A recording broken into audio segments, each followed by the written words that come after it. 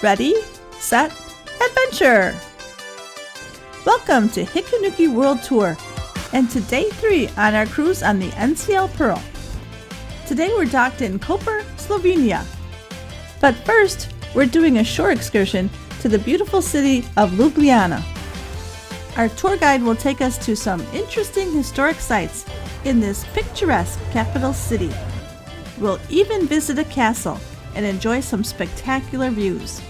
And back on the ship, dinner and entertainment await.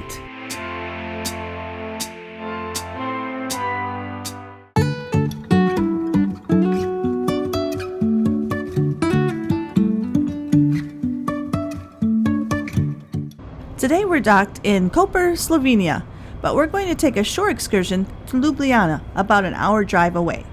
After our excursion, we'll walk around Koper. We docked at 7 in the morning and our tour starts at 7:30. And all aboard time is 3:30. We wanted to see the city of Ljubljana and it was about an hour and a half drive, so that's why we decided to do the shore excursion. The ship's shore excursion was $119 per person, which we thought was a fair price. Because we were in an unfamiliar country and because the destination was a bit of a drive, that's why we decided on the shore excursion. If you book an excursion through the ship, then you're guaranteed to get back to the ship in time. We boarded the comfortable bus and we're ready to go. Our Slovene tour guide was also on the bus with us. He started the tour as soon as we settled in on the bus and gave us some highlights of the countryside. He was very knowledgeable and gave us a very comprehensive tour. After about an hour and 20 minutes, we arrived in Ljubljana. It wasn't raining today, but it was still a bit brisk. While there was a lot of walking on this tour, most of it was on level, well-maintained sidewalks and pedestrian streets. Our guide maintained a reasonable pace and made sure everybody kept up. We stopped to admire the statue of Primoz Trubar, a Slovene Protestant reformer, credited with publishing the first books in the Slovene language. Quick stop here, because this behind me is a man that at least needs to be mentioned one. He wrote and most crucially printed the first 2 Slovenian books in Slovenian language, Abecednik in Catechism. Primoz Trubar, a very Slovenian name. Primoz Trubar was a Lutheran priest during the Reformation period. He was forced into exile by the Catholic authorities. Lots of floral, geometrical ornamentation. Those are Vienna Secession style buildings. So from the turn of the century, and halfway, try to pay attention on the ground because you will find an inscription of the national anthem. We walked with the group past many interesting and significant buildings on our way to the main square. Traffic was light on this Wednesday morning, and we noticed that bicycles were a very popular form of transportation. Again, the streets and sidewalks were wide and mostly flat and easily walkable. We have trams that no longer operate, sadly. As we walked, we came across the sidewalk with the national anthem inscription.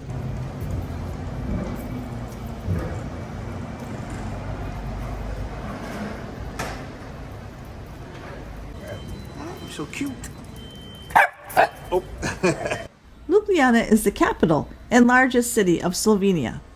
Located along a trade route between the northern Adriatic Sea and the Danube region, Ljubljana is the country's cultural, educational, economic, political, and administrative center, and we thoroughly enjoyed our tour.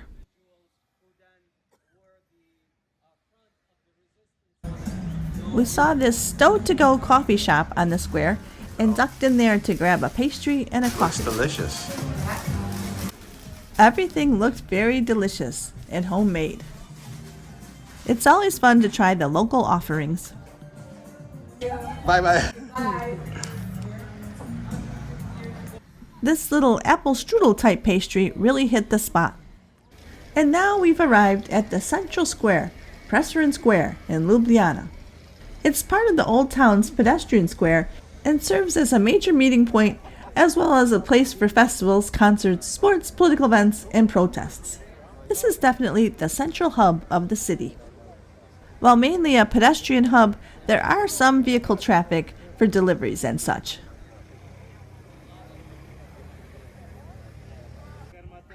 The main dominant statue of the square is that of France Presern, who lived from 1800 to 1849 and is considered to be the greatest Slovene classical poet. Above him is a sculpture of a muse, and his gaze is fixed on the place where his beloved, unrequited love, Julia, used to live. The next important landmark in Ljubljana is the Triple Bridge, which connects the town with the river. The central of the three bridges has been there since 1842. The others were built specifically as pedestrian bridges. Dominating the square is the large Pink Church, the Franciscan Church of the Annunciation. The church, built in the Baroque style in 1703 to 1706, was then redesigned in 1858, and the white church was replaced with bright red. The red color paint faded over time and is now more of a salmon color. As the day progresses, you can see how busy this square is.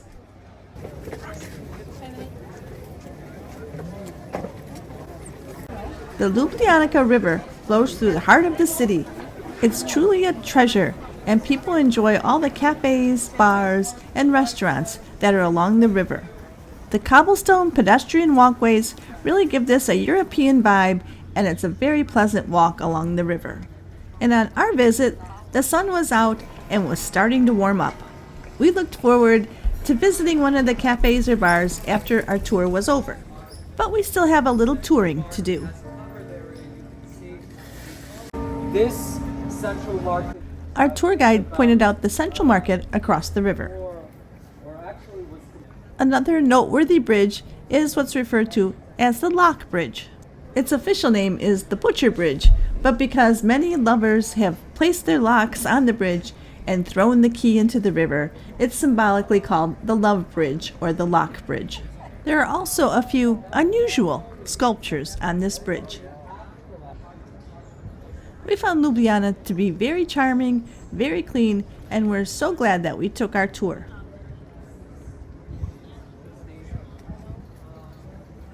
Be sure to bring a lock to add to the collection.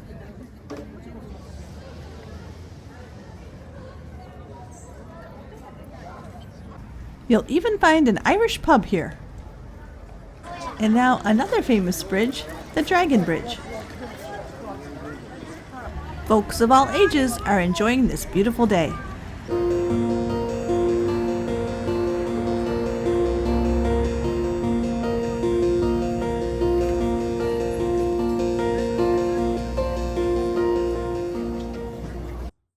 Just a reminder to hit that like button and be sure to subscribe to Hikanuki World Tour. It really helps our channel grow. Thanks, we really do appreciate you. Along the river, daily, except for Sundays, you'll find the farmers market. The central market occupies an important place between Castle Hill and the river. Here you'll find fresh fruits, vegetables, and flowers. All of the produce looked absolutely divine, and I'm sure it tasted as good as it looked. Come take a look.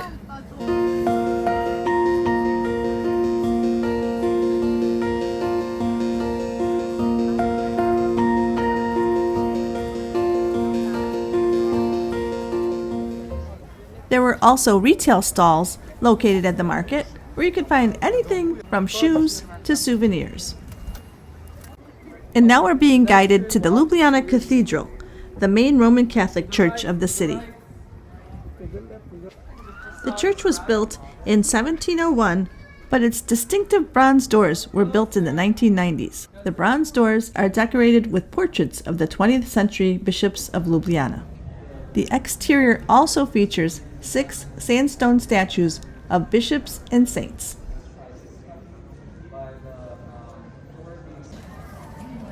For €3, you can go inside. Inside, you can view artifacts, see the impressive organ, and the beautiful frescoes.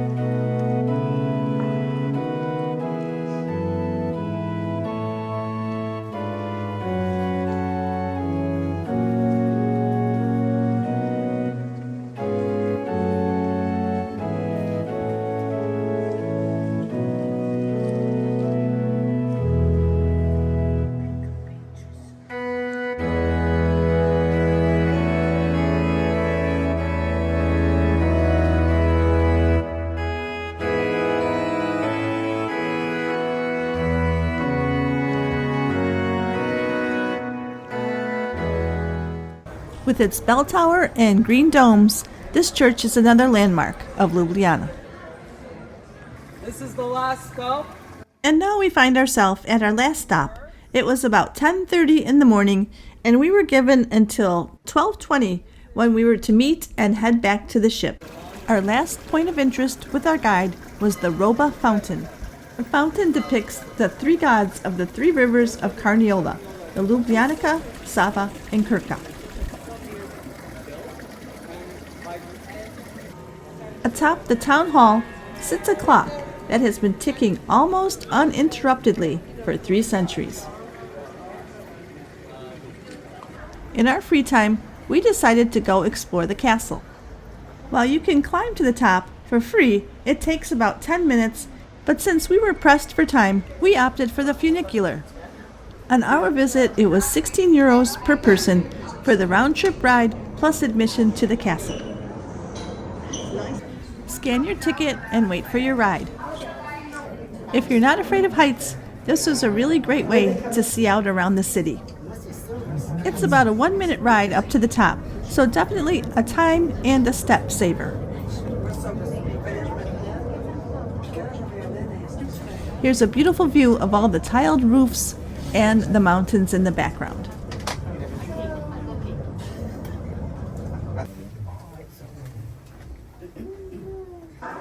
At the castle, there are quite a few steps and slopes to navigate. We picked up a guide and chose to walk around on our own without taking a tour. Rooms and exhibits were well marked, and frankly, we were a little toured out by this time. I thought the castle was well worth the visit. It had many historical rooms, including a chapel, prison, and gunpowder room, as well as a museum of Slovenian history, a puppet museum, and a National Geographic gallery. There were also restaurants, a cafe, and a wine bar. And of course, a gift shop. For me, the most worthwhile part of the visit was the Outlook Tower, where we could see 360-degree views of the city. I believe you can walk around the grounds for free, but some of the exhibits did require a ticket. The grounds were meticulously maintained, and I thought the whole city of Ljubljana was very well maintained and very, very clean. There was occasional graffiti, but the city itself felt very safe. Now let's take a look around the castle.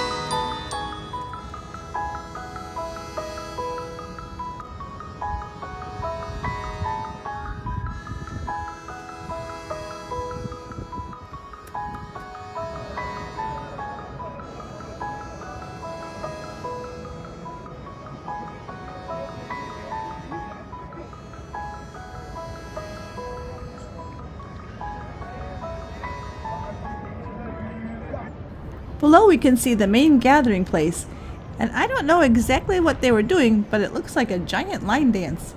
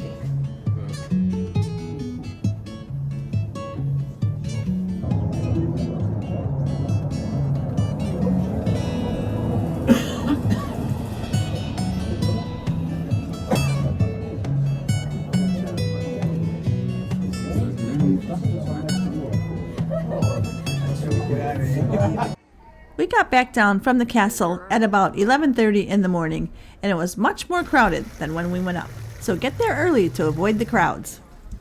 The part of the city located between the castle and the river is referred to as Old Town, so we were going to explore Old Town. The tour guide had pointed out this shop and said it was a good place to find made in Slovenia souvenirs. They had a little bit of everything.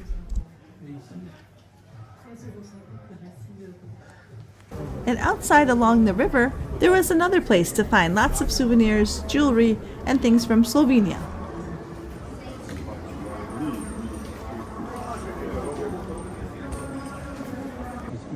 We walked back across the triple bridge, back toward the main square. There was a lot of commotion because they were filming a children's show there. Another popular activity in Ljubljana is a riverboat cruise. It looks like it might have been a bit chilly on the boat. The people were quite bundled up. We decided to go across the river to check out some of the pubs and restaurants that were there. Unfortunately, we were running short on time, and although we would have loved to sample some of the local cuisine, we only had time for a beer. So on our waiter's recommendation, we chose two local beers, the Lobik and the Union. They were crisp and refreshing, but we only had time for one. Across the river, in the white building, is the indoor farmers market, where you can find meats, cheeses, and other dairy products. And now it's 12:20 and time to go back to the main square and meet up with our group to head back to the bus. A few of us grabbed an ice cream cone before the ride.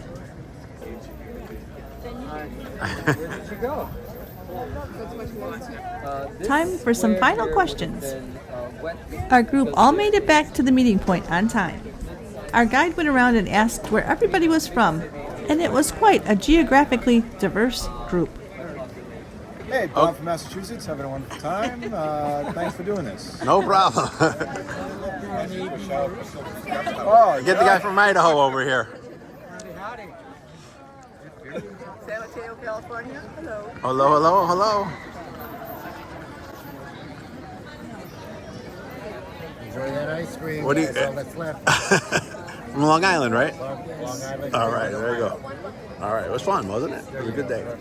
All right. And here we go back to the bus for the hour-and-a-half ride back to the port. And we're getting our final look at this lovely city. I would actually come back here and spend a few days because there's a lot to do and a lot that we didn't get to do. The people were all friendly and the scenery was beautiful. Our guide provided a very detailed, thorough look at the city. It would have been nice to have just a little more free time, but we have to get back to the ship on time.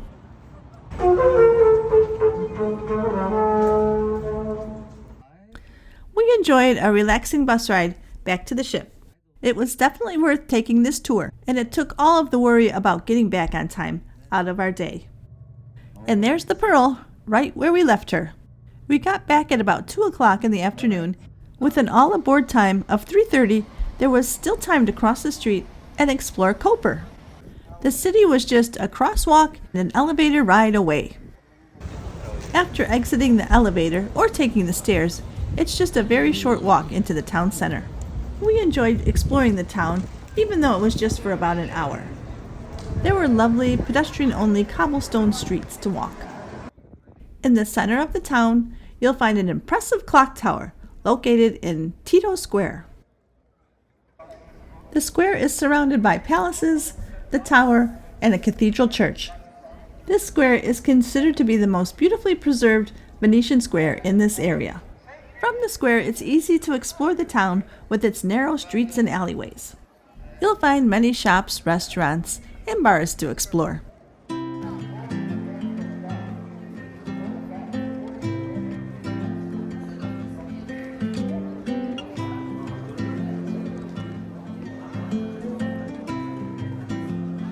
It's cool.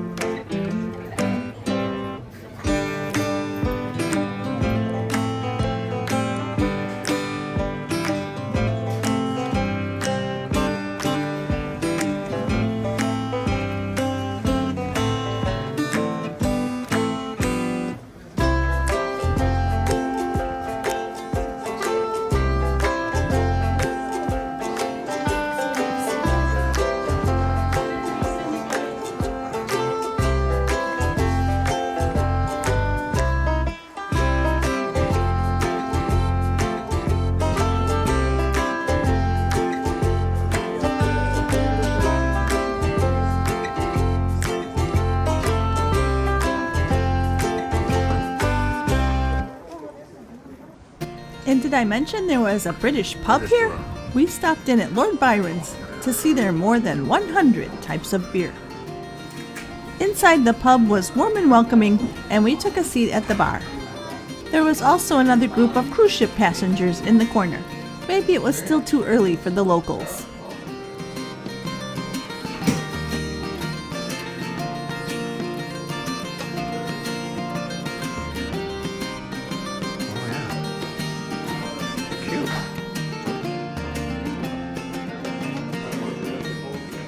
The local beer on tap was Pelican. Although most places will take credit cards, it's always good to have a few euros in your pocket. And American Express is rarely accepted except in larger places. Next we found a Family Distillery, so we just had to check that out. They had all sorts of different products and were offering samples of their brandy. This was definitely an intriguing place, and there were many people checking it out. Mistletoe brandy. It's our traditional from here. Oh yeah, looks good. It's good. Just try. Thank you. Oh, there we go. This is bitter liqueur. I give you also to try our best seller. It's red wine liqueur. We boil it with 10 spices and 10 wild fruits. Thank you.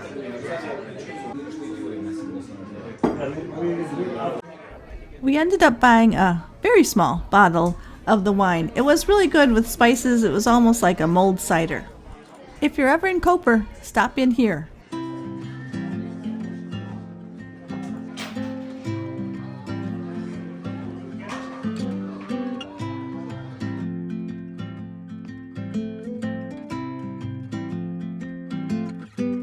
And our final stop on our quick visit to Koper was this bar at the end of the street called the Bander Bar.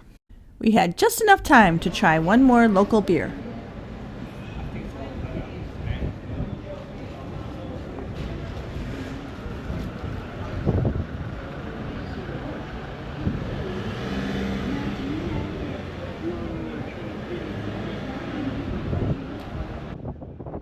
And with that, it was time to go back across the street to the waiting ship. And since we really hadn't had much time to eat, we decided to go straight to the buffet. We went to the buffet that they offer at the Great Outdoors on Deck 12.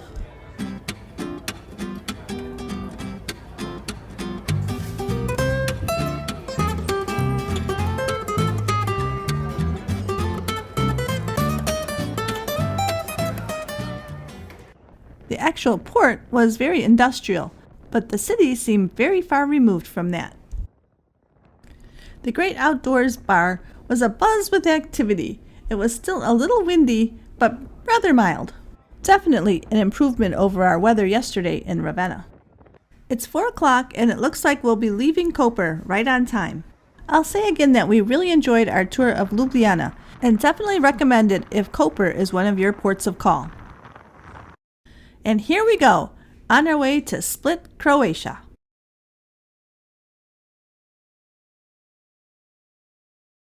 Here's a quick reminder of our itinerary. It's definitely a port-heavy itinerary, but it's filled with places that I've never been before, and we're really enjoying it so far. We're finding the ship's layout to be a little bit quirky, but now that we're getting used to it, we're enjoying the ship as well. And the crew is excellent. Oh, that's so cute. It's my best friend. Oh, okay. Well, I can see why. He's a very nice guy. Are you guys having fun so far on this cruise? Handsome too, handsome. And handsome. And handsome. Handsome too. That's right. And he makes a mean Bloody Mary.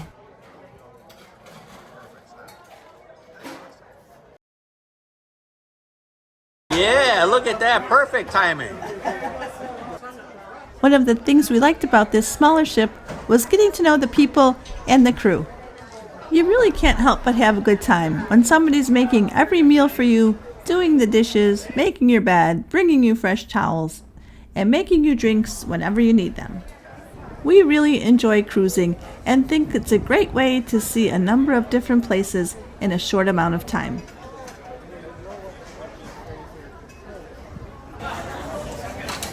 Very right is nervous. La Cucina is the Italian specialty restaurant, and while we didn't dine here on this trip, we decided to take a look around anyway. It has a much more rustic feel and kind of a homey vibe to it.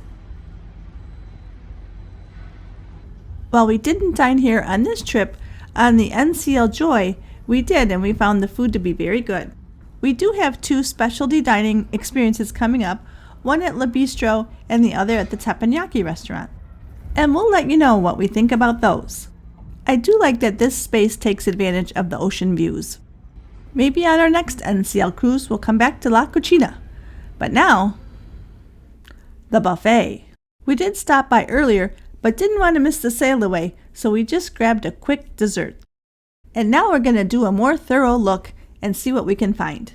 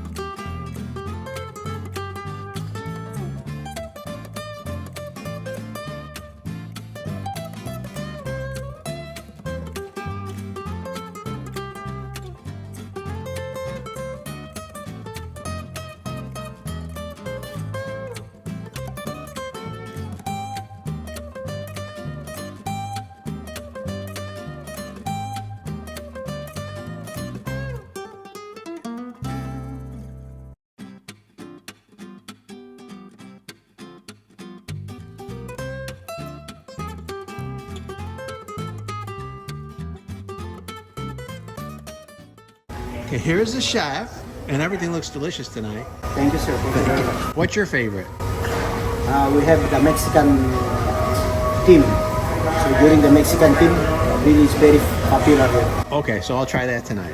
But thank you. Everything looks delicious. Thank you. Hello, everybody. Good job. Everything looks delicious. I'm gonna have some of everything. Looks good. I want to see the pizza now too.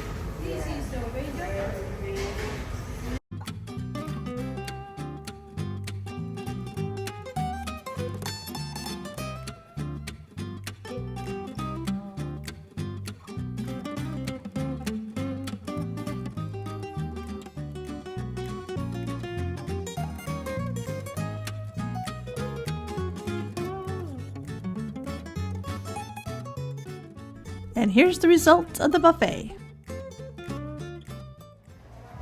And back outside on the pool deck, there's actually more activity. People are in the hot tubs, and they may have even been in the pool today. And the pool bar is really packing them in. Better weather always improves the mood. Let's go see what else is going on.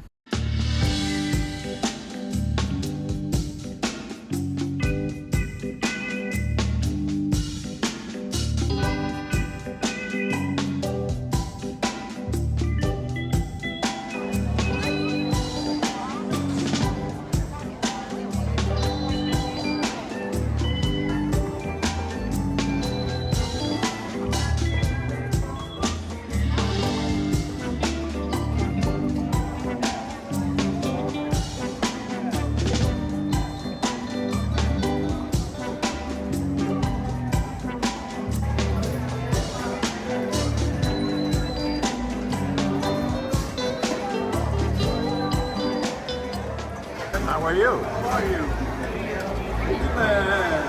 Yeah!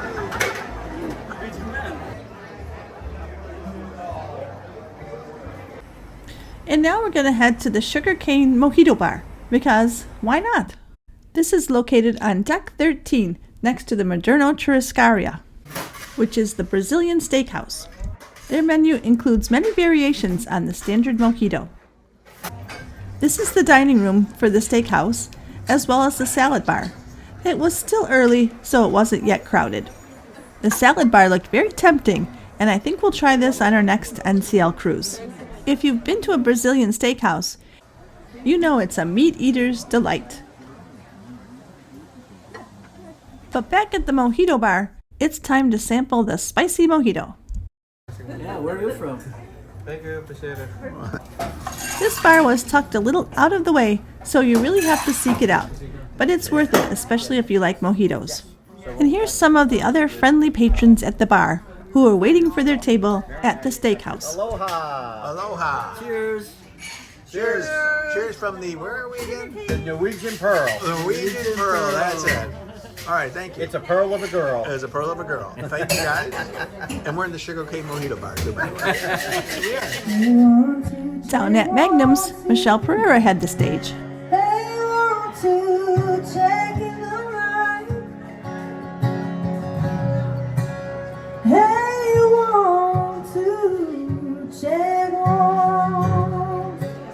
And no cruise would be complete without the Inch of Gold or the Park West Art Gallery. We're walking through the Park West Art Gallery on our way to one of the main dining rooms, Indigo, also on Deck 6. Keep an eye on your Freestyle Daily to see when the art auction is. Here we are at Indigo. Hopefully the wait won't be as long tonight. Fun there, I don't like it. Now you look good. Now Smile! Hi, welcome to Indigo. And we didn't have to wait tonight, and the menu looks excellent.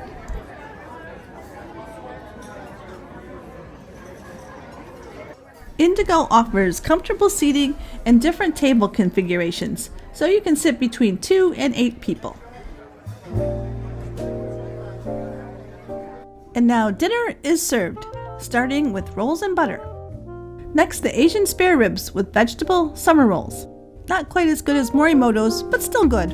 And cheese ravioli with lobster cream sauce. Very good. And for soup, the white cheddar and potato soup. Other than the onion soup, I found their soups to be the best appetizers on the menu. For entree, bang bang chicken and shrimp, which was not spicy, but the curry flavor was good. And also the chicken Madeira on bell pepper risotto, which I thought was very good and definitely the better of the two entrees. I think NCL excels on desserts, and tonight was no exception, with bananas Foster and the brownie s'more. And now a quick walk through Magnum's on our way to the evening show. Tonight's shows were at 7 and 9:30 in the Stardust Theater. We attended the 9:30 show. And while we were unable to film during the show, we can tell you it was definitely worth going to. The show was called Vinyl Jukebox, and it was one of the big production shows of the week. I thought this was the most entertaining show and really enjoyed it.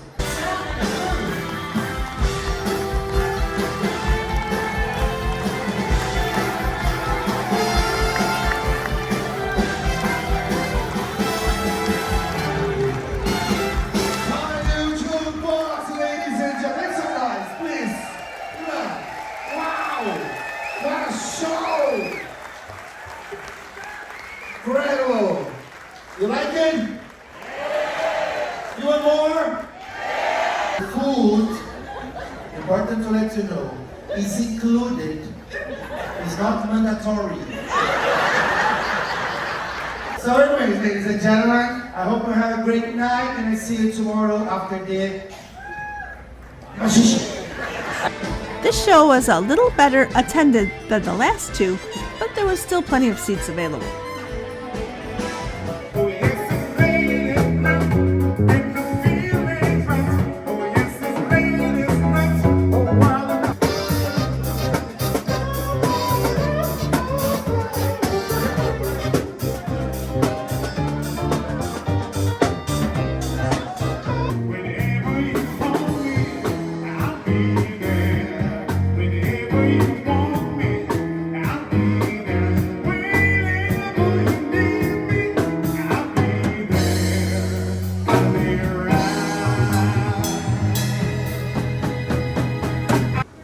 Next to the stage on deck 6, tucked away in the corner, is the Corona Cigar Lounge. We spent a good deal of time in Magnum's, and I never noticed a cigar smoke smell. Of course, it was empty when we peeked in, so maybe no one really utilized it. We decided to head up to the 80s party in the Spinnaker Lounge, but to get there you have to pass through the pool deck, and it was raining. We can't use the 80s music because of copyrights, so we substituted our own. But they were playing all the most popular hits from the 80s and people were having a good time dancing.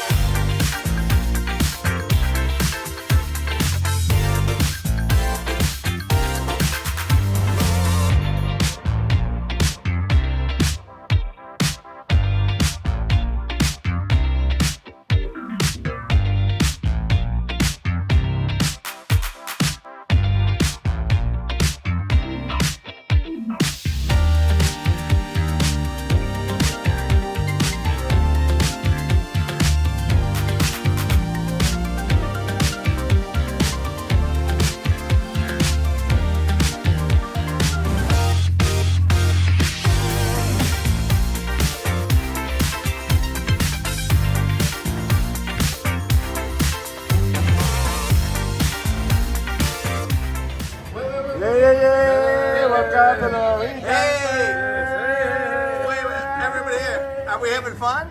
Yeah. All right. We're gonna have some malamig na labanog, right? Ramos Pinto. Oh yeah, that's good too. Yeah. It's for him. Yeah. That's for me. Make it double. Double, yeah, all the way to the top. That's the good stuff. Right? Thank There you you. go. While we were lucky at the casino bar, getting a double on the port wine, we weren't as lucky on the slot machines and decided to call it a night. And so another fun and exciting day comes to an end, and now it's time to get ready for tomorrow and Split, Croatia. Thanks for joining us today at Hikanuki World Tour as we spent the day in Ljubljana and Koper, Slovenia. Our travel wisdom today comes from an unknown source. Can we just skip to the part of my life where I travel the world? Make sure to subscribe to our channel and follow us on Instagram and hit that notification bell so you'll be alerted when new videos are dropped.